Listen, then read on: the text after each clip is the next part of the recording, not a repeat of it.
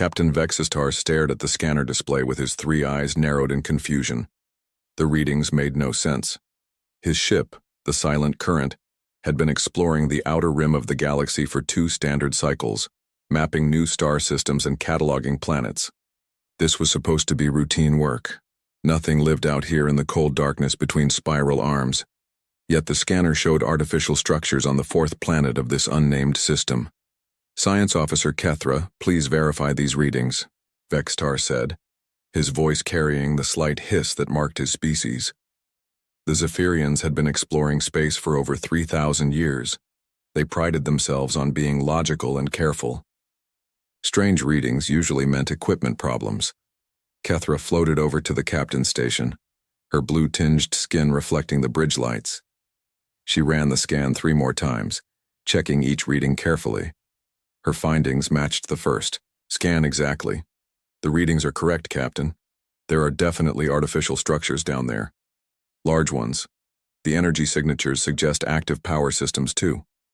Vextar felt a chill run down his spine.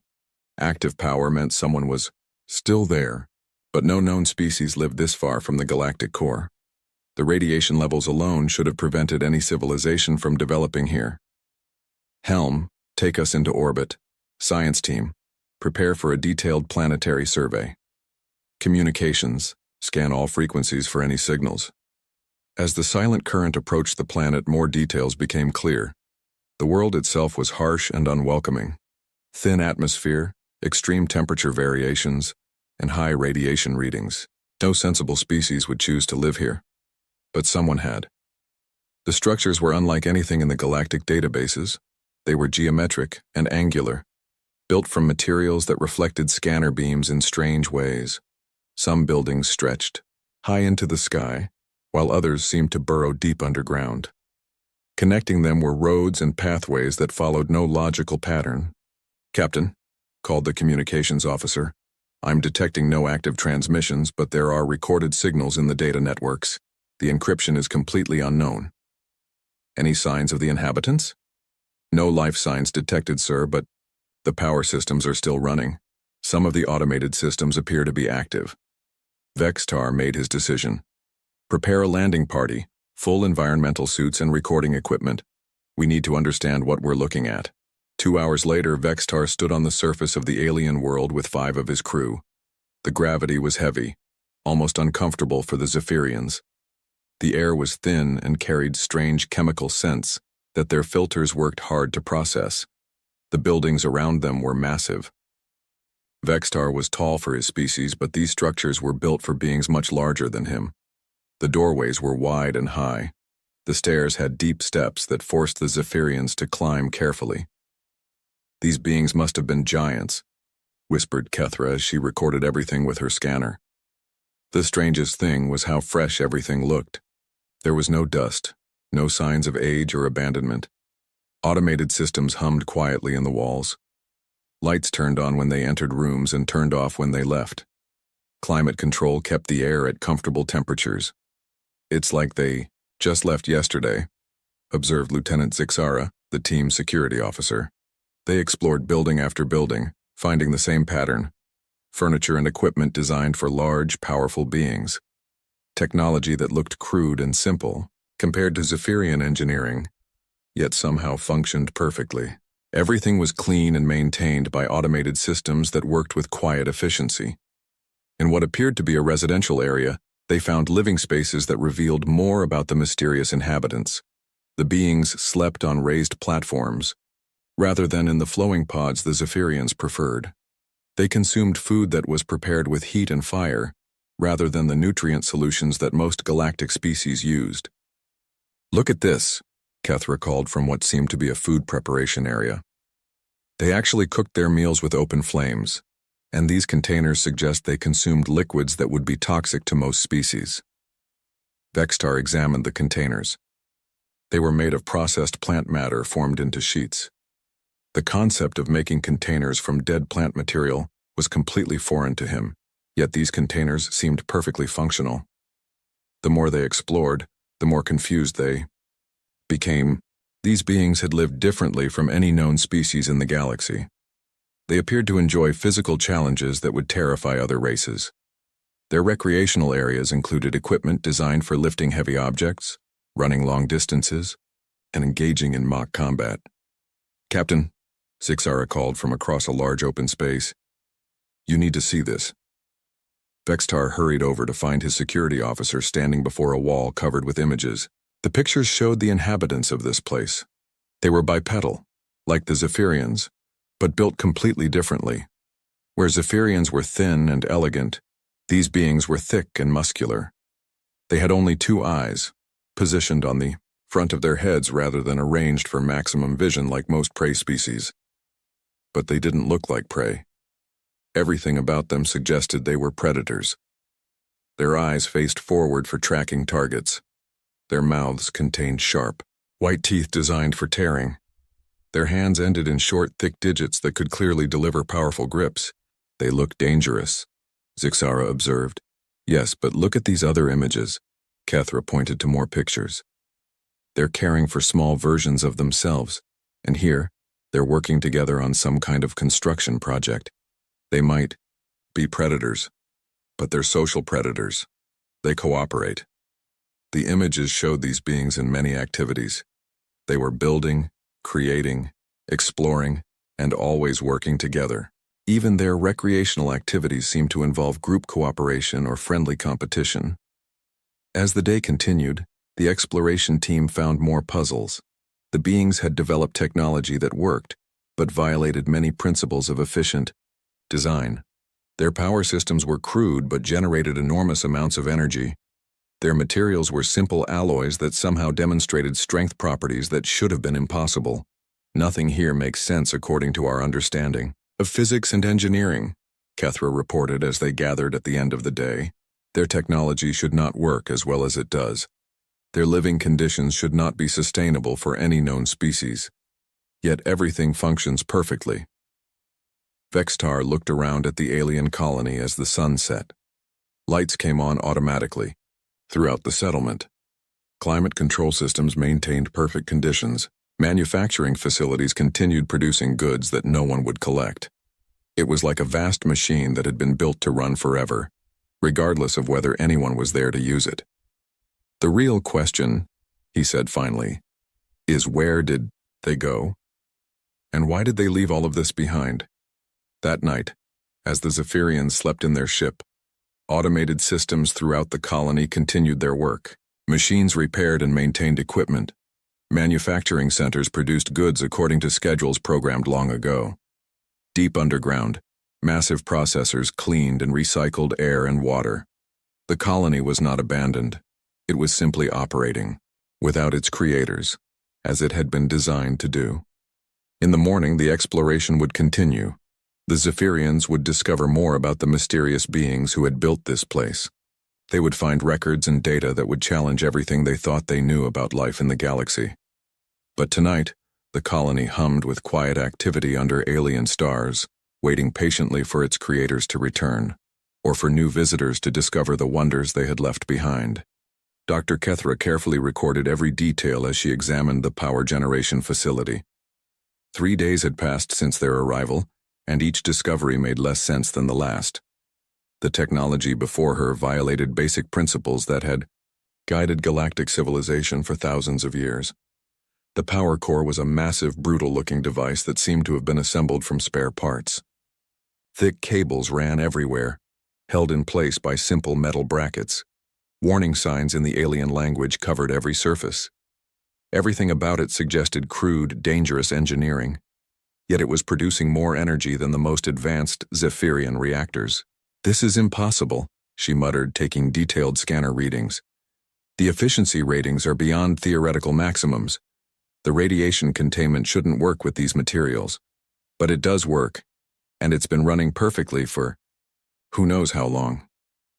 Captain Vextar joined her in the facility, ducking under a low-hanging pipe that had been sized for the larger alien inhabitants. "What have you found?" "A complete contradiction of everything we know about energy production. Look at this." Kethra pointed to a section of the reactor. "They're using basic metal alloys for radiation shielding. Any competent engineer would tell you that's suicide. but somehow it's working better than our best containment materials. They moved to the next section, where Lieutenant Zixara was examining what appeared to be manufacturing equipment. The machines were enormous, built to handle materials that would require heavy industrial equipment for most species to manage. The manufacturing processes are just as strange, Zixara reported. They seem to prefer brute force solutions to elegant engineering. Where we would use precise molecular assembly, they heat metals to extreme temperatures and pound them into shape with massive hammers. Vextar examined a finished product from one of the machines. It was a simple tool, crude-looking and heavy, but when he tested its strength, the tool proved to be nearly indestructible. Their philosophy seems to be, build it strong enough that it never breaks, rather than our approach of building it precisely enough that it doesn't need to be strong. The exploration team spent the morning examining workshop after workshop. Each facility revealed the same pattern, technology that looked primitive but performed beyond expectations. The aliens had developed solutions that worked through pure stubborn determination, rather than elegant design. In one workshop, they found evidence of the aliens' problem-solving methods. Broken equipment sat next to repaired versions that had been modified with additional materials and reinforcements. Instead of replacing damaged items with identical copies, these beings had improved them. Look at this pattern, Kethra observed, scanning a repaired device. The original component failed, so they added more material and made it stronger. When that version had problems, they added even more reinforcement. They kept modifying and improving until it became something completely different from the original design. Trial and error engineering, Vextar noted, but taken to an extreme level. They don't seem to believe in theoretical limits. They discovered a storage area filled with what appeared to be failed experiments and abandoned projects. But even the failures revealed impressive engineering. Devices that hadn't worked as intended still demonstrated innovative solutions to complex problems, and Synthalix, the team's youngest member, called out from across the workshop. Sirs, you need to see this transportation system. They gathered around what was clearly a vehicle designed for moving through the colony. Like everything else, it was built for beings much larger and stronger than the Zephyrians. The propulsion system was a chemical combustion engine that burned liquid fuel in controlled explosions. They use explosions to move around? Zixara asked in disbelief. Apparently so, and look at these tire structures. Kethra pointed to circular objects made of some flexible material. They actually make contact with the ground surface for traction. No magnetic levitation, no gravity manipulation, just direct physical contact. Vextar studied the vehicle with growing amazement. It's so simple, but it would work in almost any environment. No complex electronics to fail. No need for prepared magnetic surfaces or gravity generators. Just an engine, wheels, and a steering mechanism. The afternoon brought more discoveries in what appeared to be a research facility. Here they found evidence of the aliens' scientific methods. Instead of the careful theoretical work that characterized Zephyrian research, these beings seemed to prefer direct experimentation. Laboratory after laboratory showed evidence of hands-on testing. Equipment had been built, tested to destruction, rebuilt with improvements and tested again. The aliens appeared to learn more from studying failures than successes. They have an interesting approach to scientific research, Kethra observed as she examined testing equipment. Rather than spending years in theoretical development, they build working prototypes immediately and learn by watching them fail. Fast. Iteration, Vexistar noted. Build it, break it, fix it better, repeat. It's crude but probably very effective for rapid development. The most shocking discovery came in a facility that appeared to be devoted to transportation technology. Here they found evidence that the aliens had developed faster-than-light travel, using methods that made no sense according to established physics. Their FTL drives were massive, inefficient-looking devices that appeared to brute force their way through space-time rather than elegantly manipulating it like Zephyrian technology.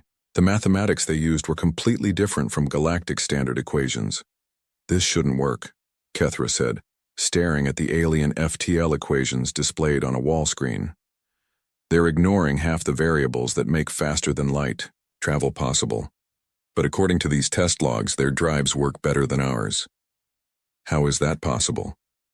I have no idea. It's like they found a completely different way to achieve the same result, a way that ignores our understanding of how the universe works. As evening approached, the team gathered to compare their findings. Each department had discovered the same pattern: technology that violated established principles but worked better than it should. Everything about this civilization challenges our basic understanding of engineering and physics, Vextar summarized. They build things that shouldn't work, using methods that ignore established science and somehow achieve results that surpass our best technology. Maybe, suggested Thalix hesitantly, they come from a background that forced them to find different solutions. Their original environment might have required approaches that seem crude to us but work in conditions we've never encountered. Kethra nodded thoughtfully. That would explain the emphasis on strength and durability over efficiency and elegance. If they evolved in a harsh environment, they would have learned to build things that could survive under extreme conditions. But what kind of environment would produce this level of innovation? Vextar wondered. What could force a species to develop such unique approaches to technology? That night, as the Zephyrians rested in their ship, they realized they had only scratched the surface of the mysteries surrounding this colony. The technology they had examined was impressive, but it raised more questions than it answered. Who were these aliens? Where did they come from? What kind of world had forced them to develop such unusual solutions to common problems? Most importantly, where had they gone? And would the galaxy be ready when they encountered the rest of their civilization? The colony continued its automated operations around them, maintaining systems that had been designed to run for centuries without supervision. Somewhere in the databanks, the answers to their questions waited to be discovered. The central data repository stood at the heart of the colony like a massive monument to knowledge. Dr. Kethra approached the building with growing excitement and nervousness. For 5 days, they had been studying the technology and structures left behind by the mysterious aliens. Now they might finally learn who these beings were and where they had come from. The building was different from the others they had explored. Where most structures in the colony were purely functional, this one had decorative elements. Images were carved into the walls showing scenes of the aliens working together, building, exploring, and celebrating. The entrance was marked with symbols that repeated throughout the colony. This appears to be their most important building, Captain Vextar observed as they entered the main chamber. The construction is more elaborate and the security systems are more sophisticated. The interior was filled with data storage devices, display screens, and access terminals. Everything was built to accommodate the large alien physique, forcing the Zephyrians to use portable platforms to reach the controls. The systems were still active, maintaining vast libraries of information. Lieutenant Zixara worked at one of the terminals, trying to decode the alien language and access systems. The data structure is complex but logical. I'm beginning to understand their basic information organization. After several hours of careful work, they achieved their first breakthrough. Text began appearing on the display screens, accompanied by images and what appeared to be historical records. Success, Zixara announced. I have access to their historical databases. The translation program is starting to work. According to this, they call themselves humans. The first records they accessed showed the human homeworld. The Zephyrians stared in horror at the images displayed before them. The planet was a nightmare of extreme conditions that should have prevented any form of intelligent life from developing. Massive storms raged across continents, carrying winds that could destroy buildings. Geological activity split the ground and spewed molten rock into the air. The weather shifted between deadly heat and killing cold. Predatory animals filled every ecosystem, most of them large enough to hunt the humans themselves. This can't be their actual homeworld, Kethra whispered. Nothing could evolve intelligence under these conditions. The constant danger and environmental stress would prevent any species from developing advanced civilization. But the records continued, showing how humans had not just survived on this death world, but had thrived. They developed tools to hunt the predators that hunted them. They built shelters that could withstand the storms. They learned to predict and avoid the geological disasters that regularly reshaped their landscape. "Look at this," Vextar pointed to an image showing humans working in extreme heat near flowing lava. "They're actually using the volcanic activity for manufacturing purposes. They've turned the planet's deadliest features into industrial resources." The historical records revealed a species that had faced constant challenges and responded by becoming more adaptable, more innovative, and more determined. Natural disasters that would have driven any sensible species to extinction became opportunities for humans to develop new technologies and survival strategies. Their early history was filled with conflicts between different human groups. Wars, competitions, and struggles that might have weakened other species seemed to make humans stronger. They learned from each conflict, developing better strategies, improved technologies, and stronger cooperation methods. "They fight each other constantly," Zixara observed, reading through military history records. "But notice how they also cooperate. Even while fighting, they follow rules and maintain codes of behavior, and after conflicts they often form alliances with former enemies." "Competitive cooperation," Kethra noted. "They challenge each other to become better, but they don't try to completely destroy their opponents. It's like they understand that having worthy opponents makes them stronger." The records showed how humans had gradually transformed their hostile homeworld. They diverted rivers, leveled mountains, and created vast agricultural areas where once only wasteland existed. They domesticated the dangerous predators, turning them into allies and companions. "This is incredible," Vextar said, studying images of the transformed human homeworld. "They didn't adapt to their environment. They adapted their environment to themselves. They rebuilt an entire planet to be more habitable." The technological development records revealed the same pattern they had observed in the colony. Humans preferred practical solutions over elegant theories. They built things that worked first, then improved them through constant testing and modification. Their approach to space travel followed the same philosophy. While other species had developed space technology gradually over thousands of years, humans had achieved spaceflight in a few centuries through rapid experimentation and improvement. "Look at these early space vehicle designs," Kethra pointed to historical technical drawings. "They're absolutely primitive, chemical rockets that barely reached orbit. But they kept improving them, making them bigger, more powerful, more reliable." The space exploration record showed humans spreading through their solar system with characteristic determination. They established colonies on planets and moons that other species would have considered uninhabitable. Each hostile environment became a new challenge to overcome. "They colonized a planet with surface temperatures over 400 degrees, Zixara read from the records, and another one with methane rain and hydrocarbon lakes. They don't seem to believe in uninhabitable as a concept." The records revealed that humans viewed every problem as temporary. If something was too hot, they developed better cooling systems. If gravity was too strong, they built stronger structures and trained their bodies to handle the stress. If the atmosphere was poisonous, they created better filtration technology. Their approach to faster-than-light travel exemplified their practical philosophy. While other species had spent centuries perfecting elegant FTL theories, humans had built working drives through trial and error, accepting inefficiency in exchange for reliability. Their first FTL ships were basically flying workshops, Vextar observed, reading technical specifications. They carried enough spare parts and repair equipment to rebuild the entire vessel during flight. They assumed things would break and planned accordingly, but the most shocking discovery came when they accessed records about human expansion into the galaxy. The files revealed that humans had been exploring galactic space for decades, establishing colonies throughout the outer rim regions. They've been spreading across the galaxy while staying hidden from the established civilizations, Kethra realized. They've been systematically colonizing worlds that other species considered too dangerous or too remote to be worth claiming. The colonization record showed typical human behavior. Instead of competing with other species for the comfortable, easy worlds, they had claimed the challenging ones: desert planets, ice worlds, high radiation environments, unstable systems. Everywhere that other species avoided, humans had established thriving colonies. They're not trying to compete with us, Vextar understood finally.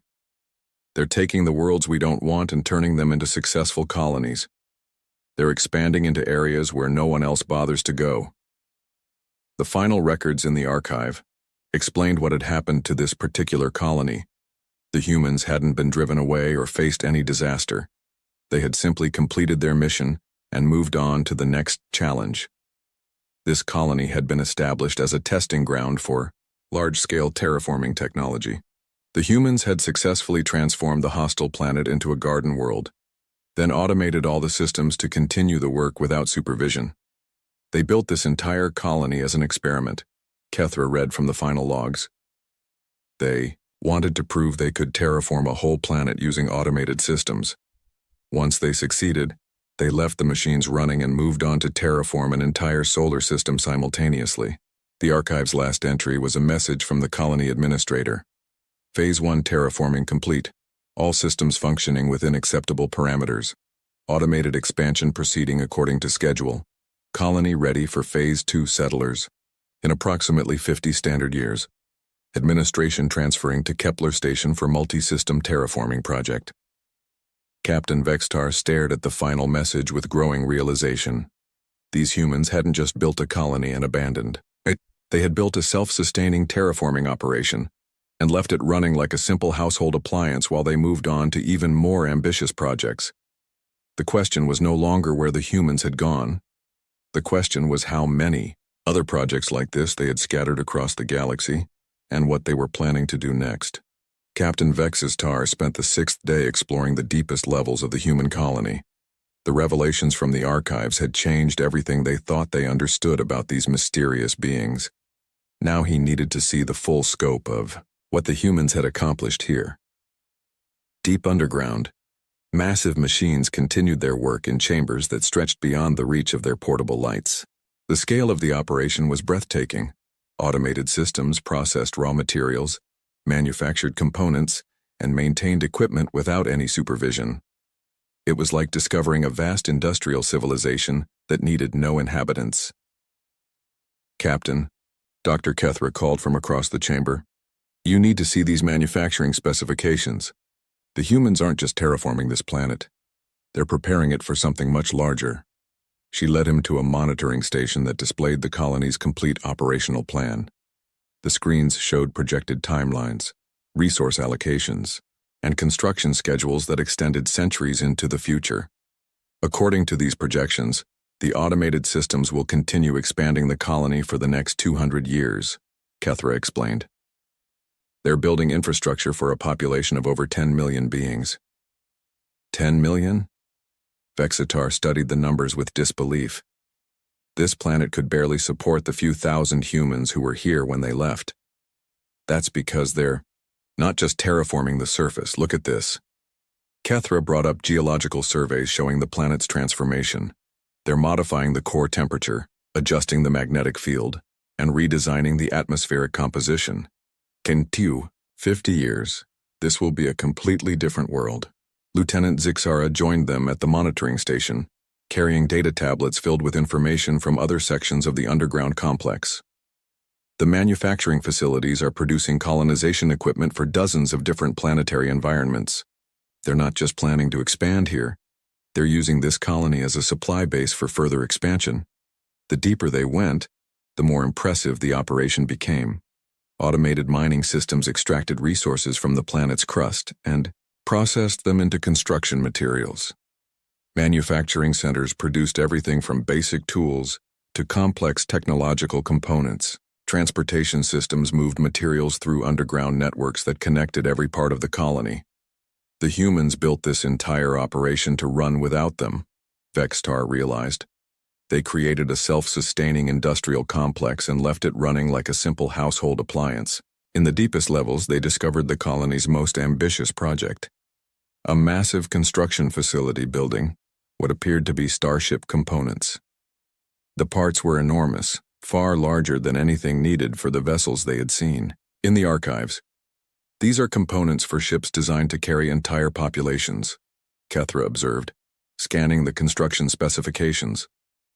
colony ships built for journeys that might take decades or centuries, or ships designed to carry the equipment needed for terraforming entire star systems, Zixara added, reading from a technical manual. Look at these payload specifications. These vessels are designed to transport industrial equipment on a scale that most civilizations would consider impossible. They spent hours exploring the construction facility, trying to understand the scope of human ambitions.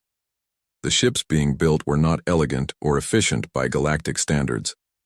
Like everything else humans created, they were built for durability and functionality over aesthetic appeal. But the scale was overwhelming. Each ship was large enough to carry the population and equipment needed to establish multiple colonies simultaneously. The humans weren't planning to expand slowly and carefully like other galactic civilizations. They were planning to spread across vast areas of space in coordinated waves. "Captain," Thalix called from across the facility, "I've found their navigation databases. You need to see this." The navigation system revealed the true scope of human expansion. Star charts showed human colonies scattered across dozens of star systems, all in regions that established galactic civilizations had ignored or avoided. "They're everywhere," Vextar whispered, studying the colony locations. High radiation systems, binary star systems, planets with extreme gravity or hostile atmospheres. They're systematically colonizing every world that other species consider uninhabitable.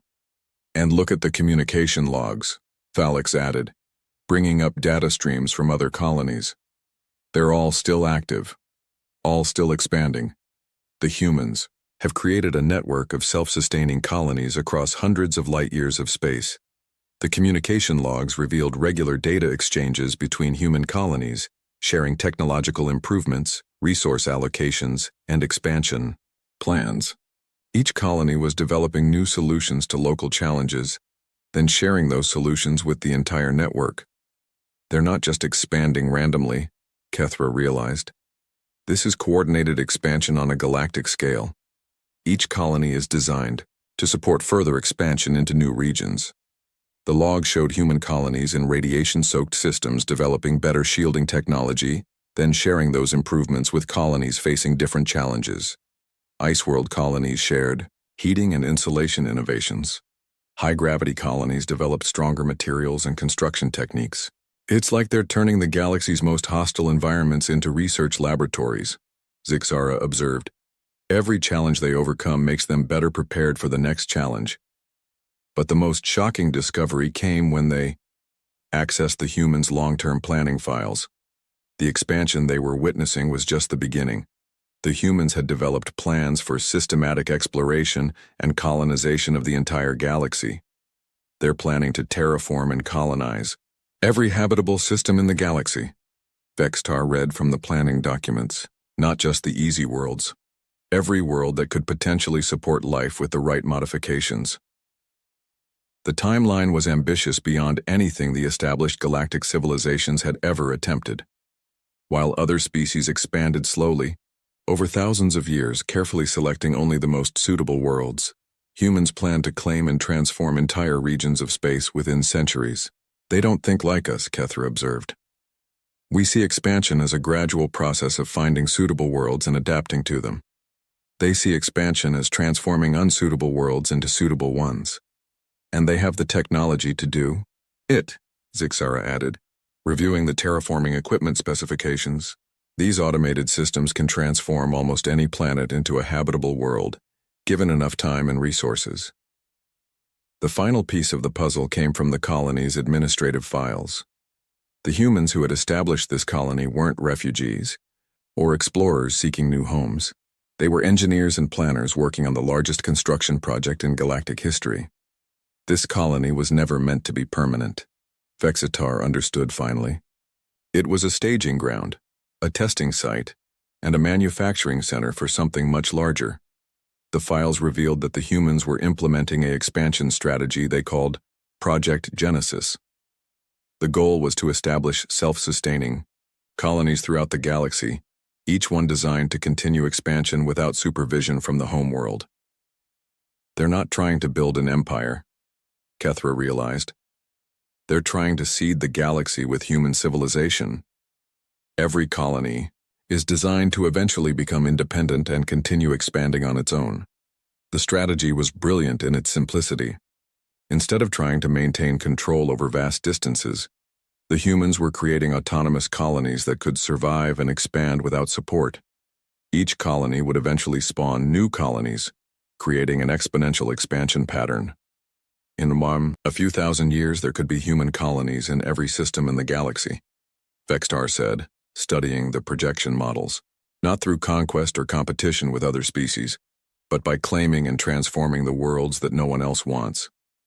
As they prepared to leave the underground complex, the exploration team realized they had discovered something unprecedented in galactic history. The humans weren't just another species expanding into space. They were implementing a systematic transformation of the galaxy itself. The question was no longer what the humans were planning to do. The question was whether the established galactic civilizations were ready for the changes that were already underway. Above them, the colony's automated systems continued their work, building toward a future that would reshape the galaxy in ways that no one had ever imagined possible. Captain Vextar stood on the observation deck of the Silent Current as his ship prepared to leave the human colony.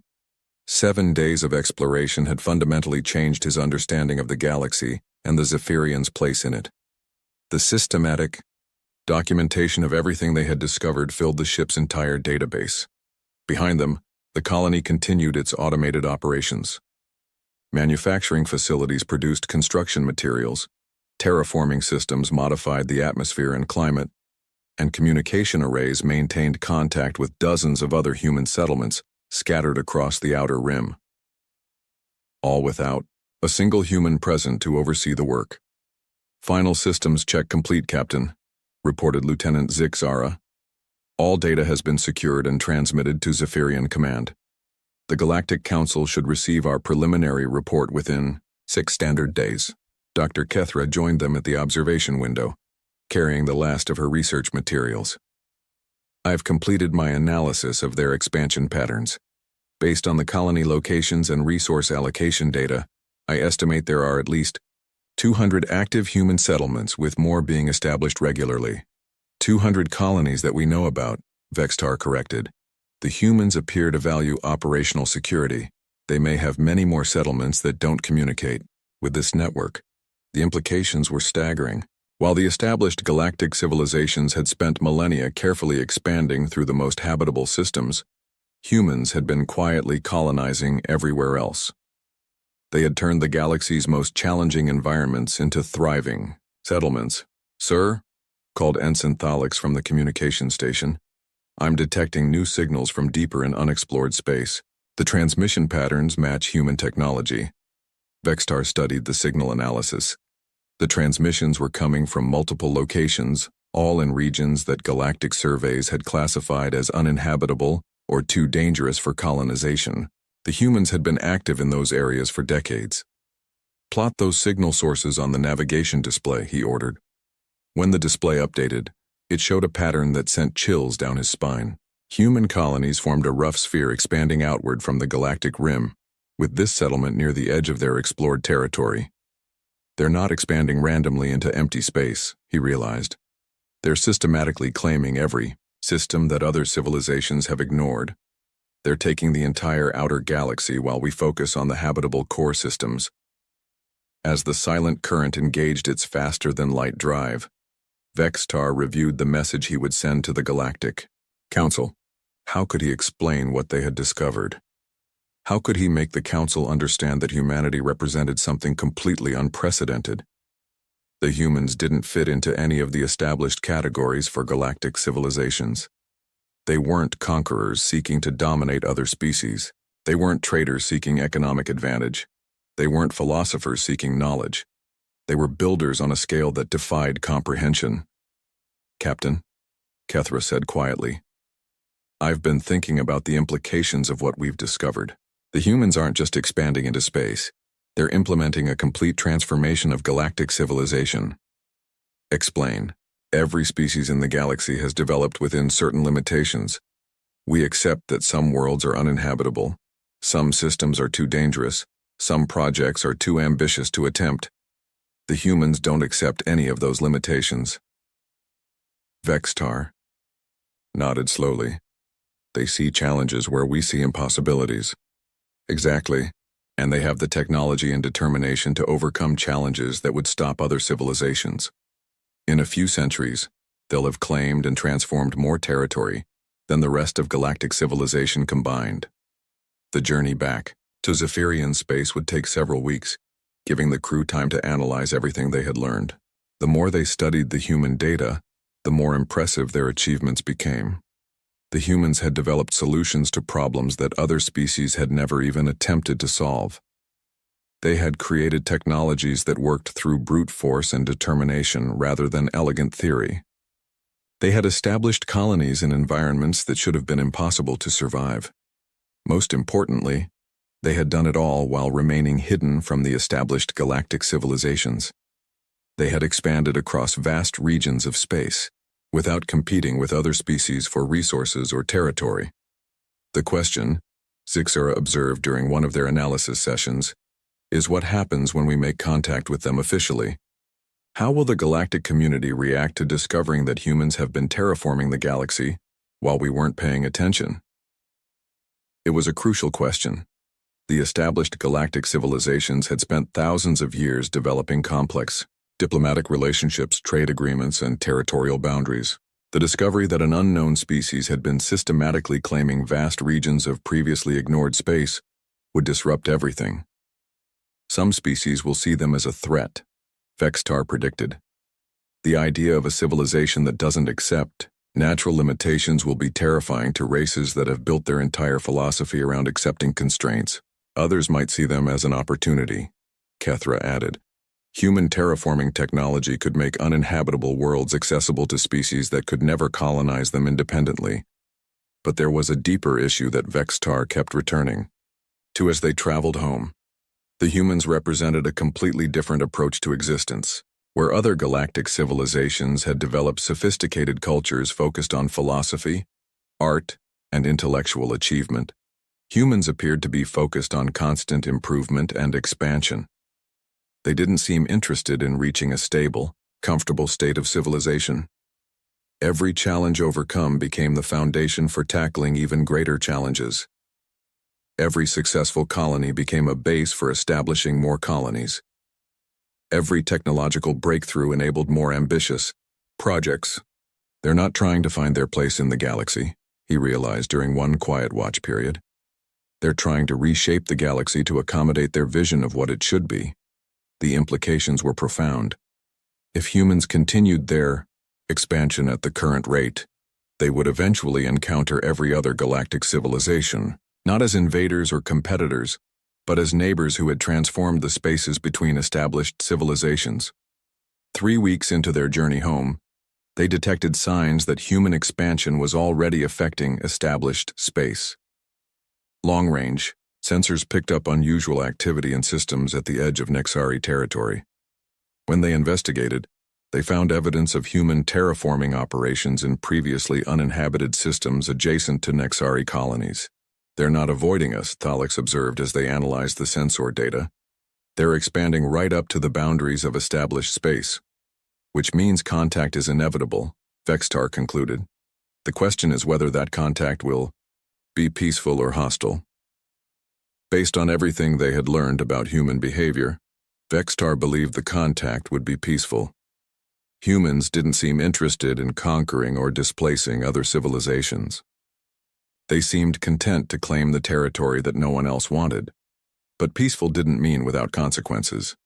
The discovery that humans had been active throughout the galaxy would force every established civilization to reconsider their assumptions about expansion, technology, and what was possible. As the silent current approached Zephyrian space, Vextar prepared his final report for the Galactic Council. The message was simple but would change everything. Humanity had been discovered and they were already everywhere. The colony they had investigated was just one small example of human achievement. Across the galaxy, automated systems continued, terraforming projects that would create habitable worlds for generations yet to be born. Manufacturing facilities produced the equipment needed for even more ambitious expansion. Communication networks coordinated efforts across vast distances of space. The humans had left them a gift, the knowledge that the galaxy was far more malleable than anyone had imagined. Worlds that seemed uninhabitable could be transformed. Challenges that seemed impossible could be overcome. Limitations that seemed absolute could be transcended. The question now was what the established galactic civilizations would do with that knowledge, and whether they were ready to share the galaxy with a species that refused to accept the impossible.